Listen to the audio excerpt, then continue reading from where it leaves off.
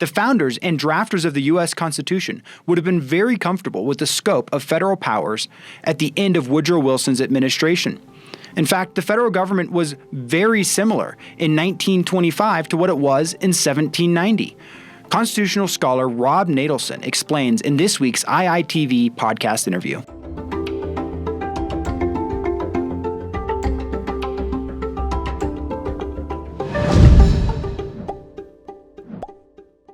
We are back here on IITV. A lot of the audience here may know me from my video series on property taxes and on tax policy.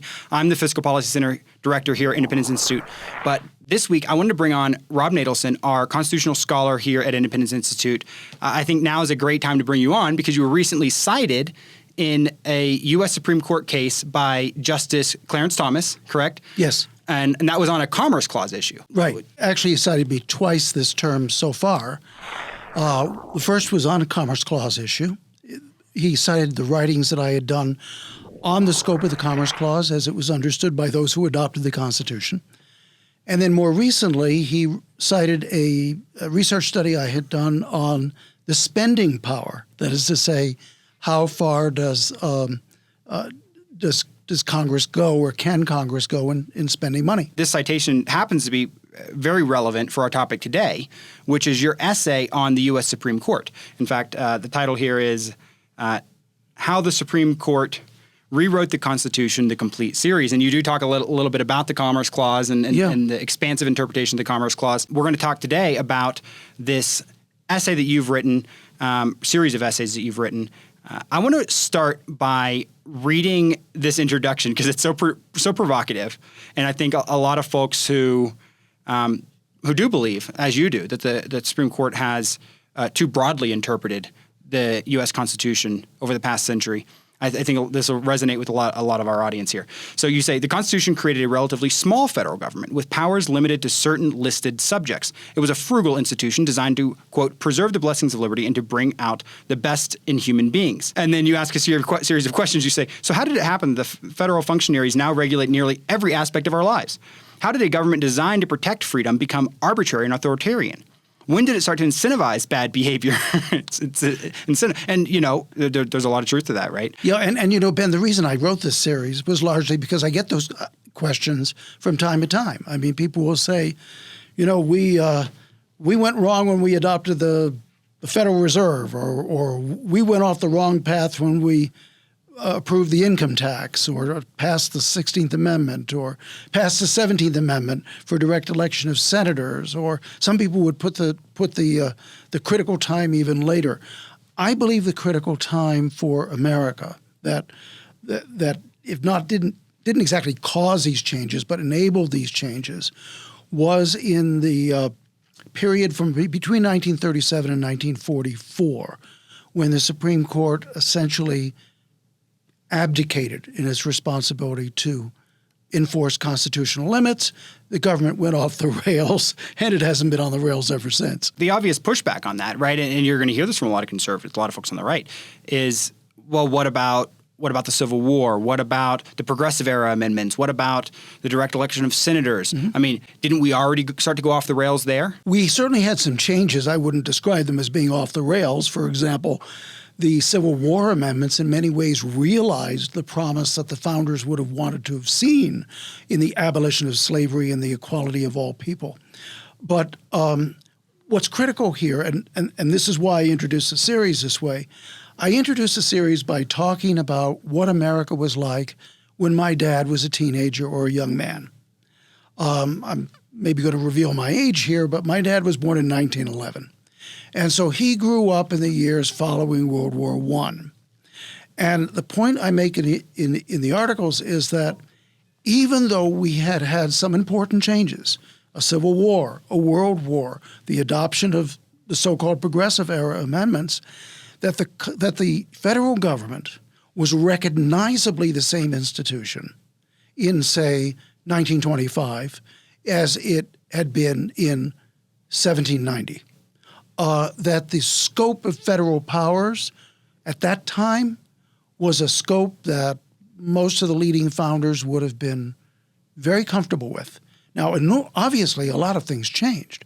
We had an industrial revolution. We had the 19th century, which was the greatest expansion in probably in human progress in any century in history. But the basic political system, as it existed before the New Deal began, was essentially the same system that had been created by the founders in the 1780s and 1790s. I'm glad you brought that up because that really stood out to me, what you said. I'm one of those who kind of always assumed or always thought, admittedly, that the Progressive Era amendments are really more where things started to change. And for you to say, well, look, my dad was born in 1911 when he was a teenager, so in the years after World War I, things were materially very similar to what they would have been. Yeah, I mean, after World War I, for example, even though we now had direct election of senators, the federal government returned to historical levels. Less than 5% of gross domestic product was what federal spending was at, as opposed today, depending upon whom you speak to, in the 30s or even sometimes as high as 40.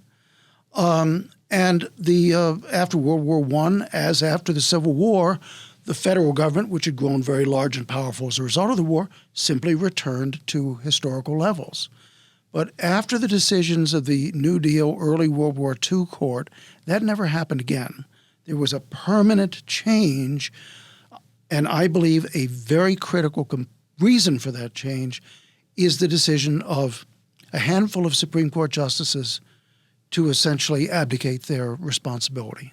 So in other words, in these past crises in American history, prior to the Great Depression, World War I, the Civil War most notably, the executive, maybe Congress, did push the limits, perhaps, of the Constitution. Yeah. The difference is that the court is slower moving, but ultimately in those situations, for the most part, the court came in later with rulings that reined the other branches back in. And what you're saying is, in that Great Depression, World War II era, that didn't happen. Instead, the courts did the opposite and actually, let's say, kind of gave a rubber stamp to some of those executive and congressional overreaches. Is that a good interpretation of what you're saying? Yeah, more or less, especially after the Civil War. There's a very famous case, for example, where the court held that President Lincoln had erroneously suspended the writ of habeas corpus, an important protection for individual liberty, in areas where there was no war.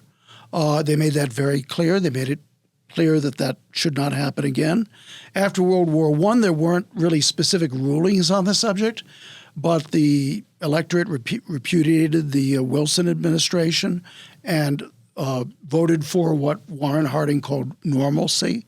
And then that was followed by the fiscally conservative Coolidge administration. So by the time that Herbert Hoover becomes president in 1929, the federal government's back down to historical levels. Again, not exactly the same. I mean, there were changes. Slavery had been abolished. Good. Women now voted. Good. Changes in how senators were elected. The income tax amendment didn't permit the income tax that had already been permitted, but eliminated one of the obstructions to it. So those were all changes.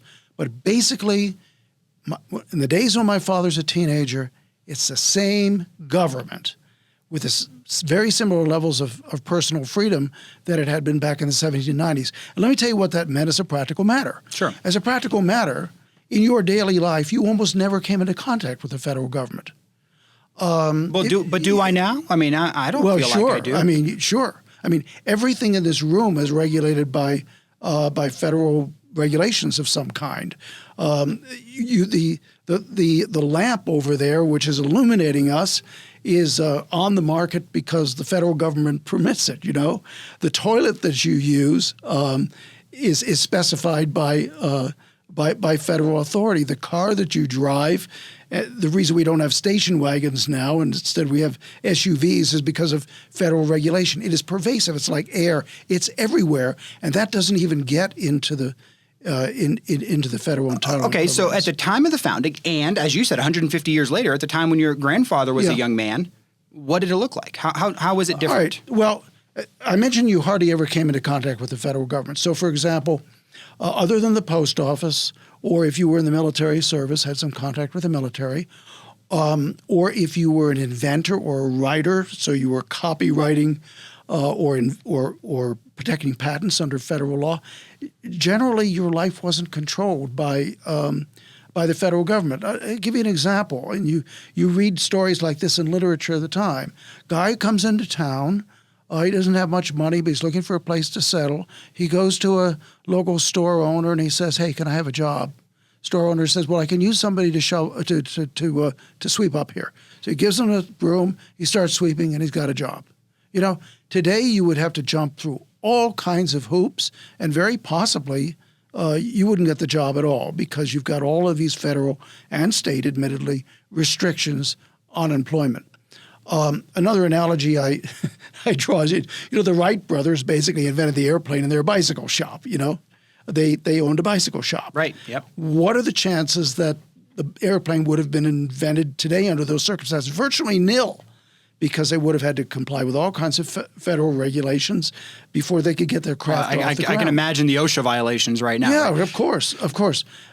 Just before they, and so the technology that has occurred, we certainly are continuing in technological advance, but much of the technology we are progressing with now is derivative or based upon the great inventions of the 18th and the 19th century when the country was a lot freer. Let me just mention one historical point here.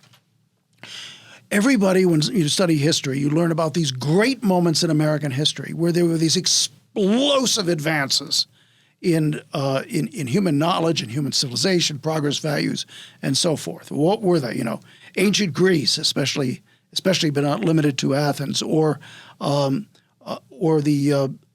first century BCE and the first century CE of the Roman Empire, or the period of the Hanseatic League in Germany, or the period of Renaissance Italy, or the period of 18th, 19th century England, or 19th century United States. What do all those times and places have in common? And the answer is political decentralization. Mm-hmm. In fact, in some cases, extreme decentralization, where people can seek the place that rewards them the best, move around. They can offend the authorities in one place and still go to another. If you had a centralized government, let's say in Italy, Galileo not only would have been disciplined, he never would have gotten off the ground. Aristotle couldn't move around to different places, neither could Plato. And so America's decentralization in the 19th century, largely the product of a limited federal government set up by the Constitution and still respected at that time, was, if not an engine, an enormous enabler of human progress. Well, and the founders were very knowledgeable about these past times in history that you just mentioned. Yes. Some of the founders were true scholars. And I don't say true scholars in the negative sense of somebody who's in an ivory tower and can't function. These people did function in the real world. I mean, people like James Madison or John Dickinson, for example, were scholars by any stretch of the imagination, but they also had experience in politics and business and agriculture and diplomacy and war. I mean, just a wide range of experience, in addition to which, as you said, they were well-schooled in ancient history, Greco-Roman history, which was basically universal history, to a lesser extent in medieval history, in Renaissance and in modern European history. And what they didn't know going into the convention, many of them studied very carefully in order to be prepared for the convention. There's this myth out there that there are two opposite myths, actually. One is that, the Constitution was created by a stroke of divine lightning, and the other myth is that 55 guys just made it up. And in fact, it was the product of fallible human beings, but fallible human beings who were extraordinarily knowledgeable and educated and prudent and experienced. And so they wrote this document, which we now call the U.S. Constitution. And this document, as you talk about in your essays here, limited the powers of the federal government. When I hear you talk about how life was different in the founding era, in the time your dad was a young man, you listed specific powers: postal service, post roads. I mean, it sounds a little bit to me like you're one of these crazy conservatives who says that the federal government can only do the things that are specifically listed in black and white in the Constitution. The Constitution is the supreme law of the land, Ben. I mean, that's basic doctrine. And the supreme law means the supreme law. It means the rule of law. one of the disturbing things that you see today is that the current president of the United States waves his hand and thinks he can suspend the rule of law. The rule of law is vital to liberty. It's vital to civilization.